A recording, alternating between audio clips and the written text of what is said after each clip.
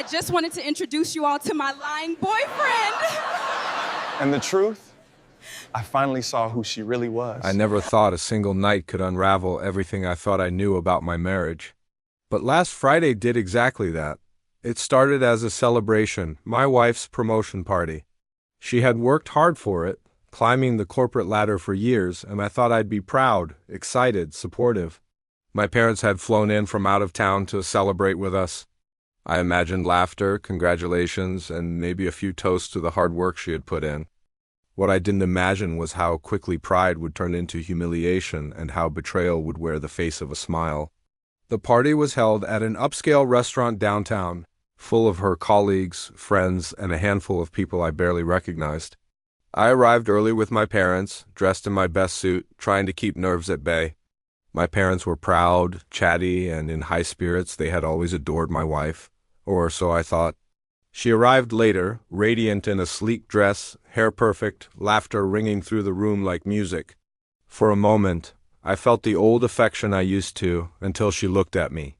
That look, not a smile, not warmth, but something else. Amusement, maybe even disdain, carefully disguised as flirtation. The night started pleasantly enough.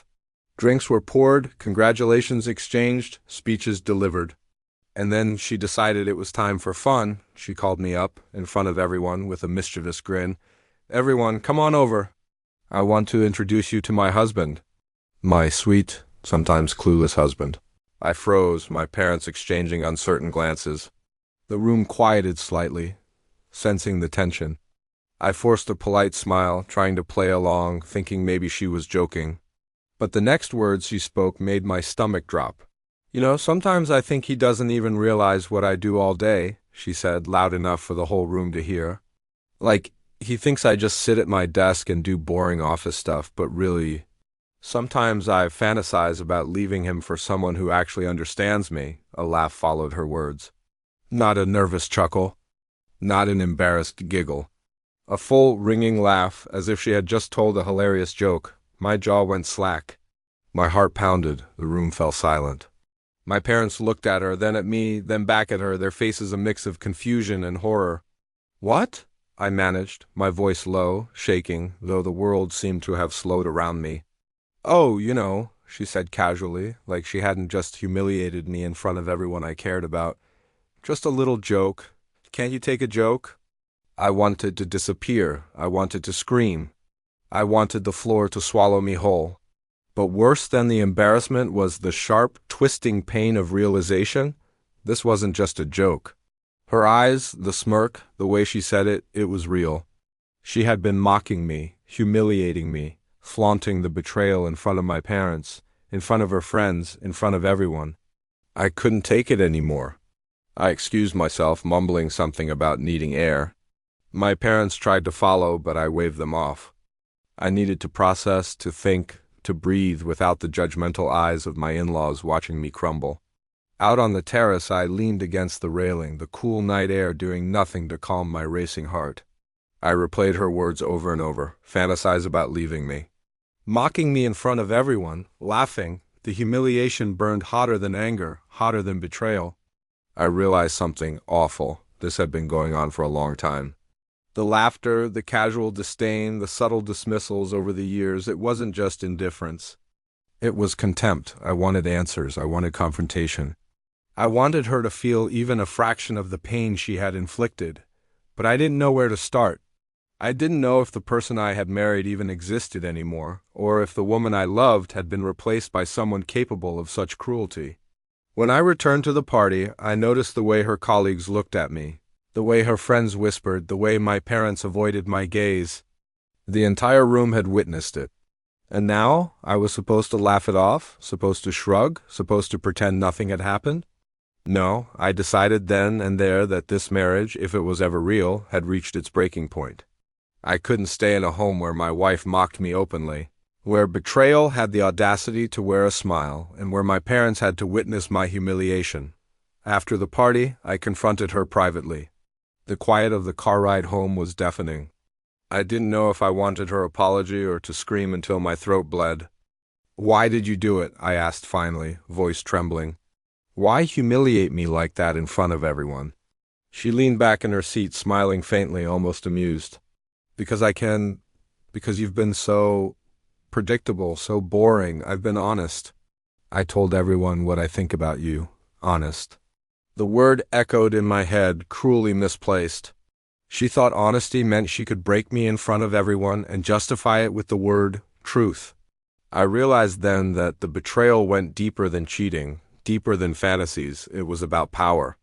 She had been enjoying the control she had over me for years, the silent contempt, and now she made it public. I didn't respond. I couldn't. I let the silence stretch between us, heavy with the weight of all the years, all the lies, all the humiliation. And I understood something essential. Sometimes the betrayal I senti about what someone does behind your back. Sometimes the betrayal is about how they treat you in front of the people who matter, how they weaponize your love against you. The next morning, I sat down with my parents. We talked quietly, away from her, away from the lingering shadow of her cruelty. My parents were shocked, angry, and confused. They had always respected her, admired her, and now they saw the person she truly was. A woman capable of laughing at her husband's humiliation, capable of flaunting her contempt in front of family. I realized then that the betrayal was complete not just in action, but in intent. She had been cheating on me emotionally, psychologically, and now publicly. The woman I thought I knew didn't exist anymore, and the person she had become wasn't someone I could live with. In the days that followed, I started making plans. Plans to protect myself, my dignity, and my sanity. I began documenting everything, the words, the laughter, the moments of subtle cruelty that had escalated over the years. I realized that what had happened at the promotion party wasn't an isolated incident. It was the culmination of years of manipulation, disrespect, and hidden betrayal. I confronted her again, more firmly this time, presenting the evidence, the pattern, the undeniable truth. Her laughter faded, the smirk vanished. For the first time in years, I saw fear in her eyes, not fear of being caught, but fear of losing control, fear of facing the consequences of her actions. That fear, I realized, was the only power she had left. And for once I wasn't afraid. It took weeks, but eventually the decision became clear. I couldn't stay in a marriage where mockery replaced respect, where contempt replaced love, and where betrayal was worn like a badge of pride. The promotion party, the laughter, the humiliation, it was the final straw. I moved out. My parents supported me, my friends understood, and for the first time in years, I felt free. The betrayal had cut deep, yes, but it had also awakened a clarity I had never known. I understood the true depth of her deceit, the subtle cruelty she had wielded, and the importance of reclaiming my dignity. Months later, I no longer thought of her laughter as harmless. I remembered it as a warning, a signal of what she was capable of, and a reminder that betrayal isn't always secret. It can be performed publicly, with smiles and applause in front of everyone you care about. And as for her, I've heard she regrets it now, whispers reaching me through mutual friends, hints of remorse in her eyes when we cross paths. But I don't need her regret. I have my life, my dignity, and the knowledge that I walked away from someone who could never value me as a partner, as a husband, or as a human being. Sometimes betrayal wears a smile. Sometimes it laughs in front of everyone you love. And sometimes the only way to survive it is to walk away, reclaim your life, and never look back.